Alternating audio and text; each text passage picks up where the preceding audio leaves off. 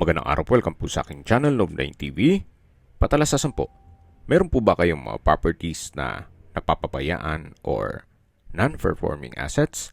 Plan nyo ibenta, pero wala kayong oras sa pagbenta nito. Kung ito'y pagkakatiwala nyo po sa amin, tawag lang po kayo sa aking numero, usap po tayo, gawin ko po ng video for free. Yes, libre po, wala po kayong babayaran. Tutulungan pa namin kayong mabenta ang inyong property.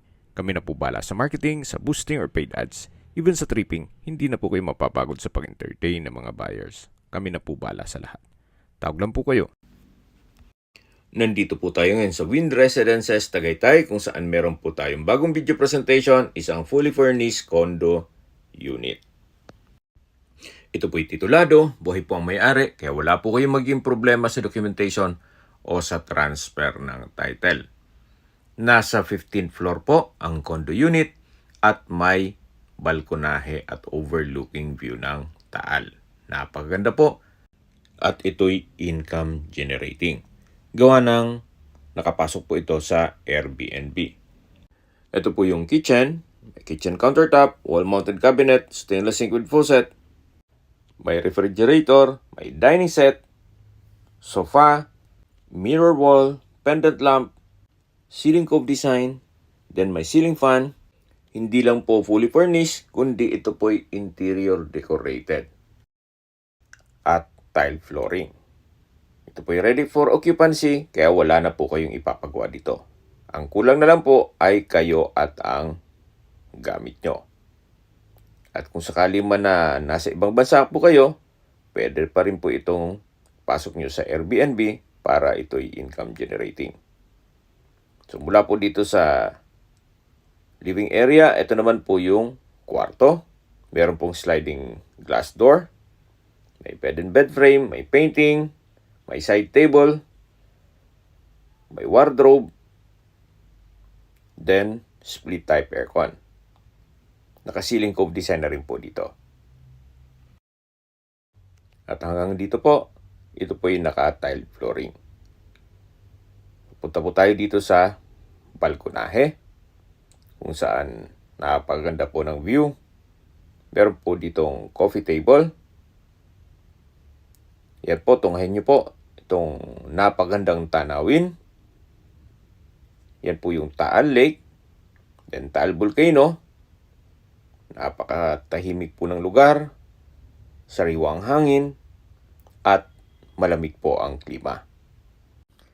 Marami po kayong magiging guest dito kasi po in demand itong mga condo unit na facing Taal. At mula po dito matatanaw natin ang mga restaurants at coffee shop sa baba nito. Tunghayin nyo po ulit bago tayo bumalik sa loob. Napaganda po, very relaxing tong view.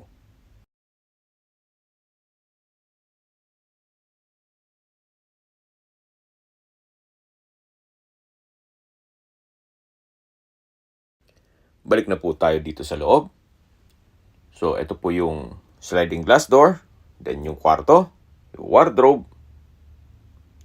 At mula po dito sa kwarto, may panibagong sliding glass door. O yan magiging partition.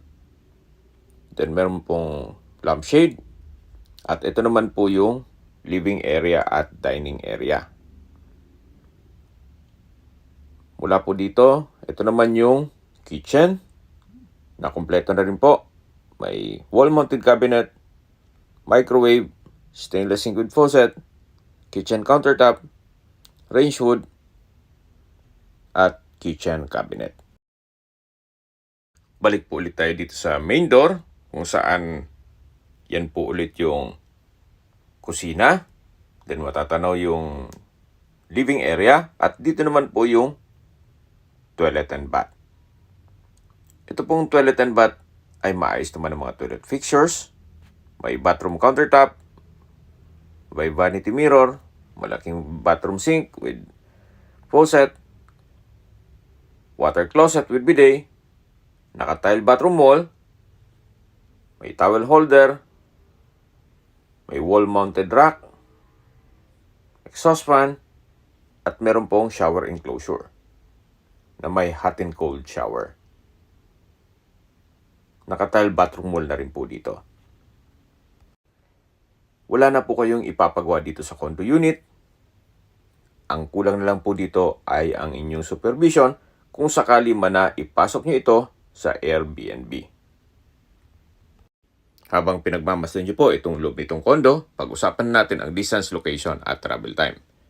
Ito pong lokasyon nitong Wind Residences ay napakalapit lang po sa lahat. Sa Robinson Supermarket, restaurants, coffee shop, Mahogany Market, even government offices. Gaya ng Tagaytay City Hall, Register of Deeds, Regional Trial Court, at marami pong iba. Malapit din po ito sa Sky Ranch, Scala, at City College of Tagaytay. Malapit din po ito sa Tagaytay Rotonda, kung saan kompleto din po. Yan ang hotels, malls, restaurants, schools, church, at hospital. Yan po yung lagi kong binabanggit sa inyo na dapat yung i-consider sa pag-hanap ng property, yung meron pong malapit na hospital. Hindi ko naman po sinasabing sakitin kayo, yan naman po ay for emergency purpose lang naman. At mula naman po sa Calac Silang Interchange, ang distance is 19.1 kilometers at ang travel time is 38 minutes. Ang Calac po ay connecting SLEX o South Luzon Expressway, Skyway, all the way to North Luzon Expressway at ibang parte ng Metro Manila. Mula naman po sa Manila o sa airport, ang distance is 62 kilometers at ang travel time is 1 hour and 45 minutes. Okay, sa presyo na po tayo. Binebenta po ito ni owner sa halagang 6.5 million pesos net. Kung may mga katanungan po kayo, tawag lang po kayo sa aking numero. Sa mga kababayan naman natin nasa ibang bansa, meron po akong WhatsApp, Viber, at Telegram. Same number lang po, 0917-316-3399. Sa mga nagtatanong naman po ng aming Facebook, meron po aming Facebook page na Nov9TV at Facebook Real Video. Meron din pong TikTok at Instagram. May ibang YouTube channel po kami, the Nov9TV channel, Nov9TV Listings, Nov9TV On The Spot, Nov9TV Updates, at Nov9TV House Rental. Sana po naibigyan nyo ang video presentation. Paki-like and subscribe na lang po sa aking channel para ma-update din po kayo sa aking future listings. Kung sakali po hanap nyo yung mas malaking sukat ng lupa, meron din po kami ibang listings na pwede nyong pagpilian.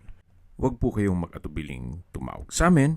Then, let us know your budget para malaman namin kung anong property pwede naming ilog sa inyo. Sa lahat pong viewers, subscriber at nagtiwala po sa amin, salamat po sa suporta.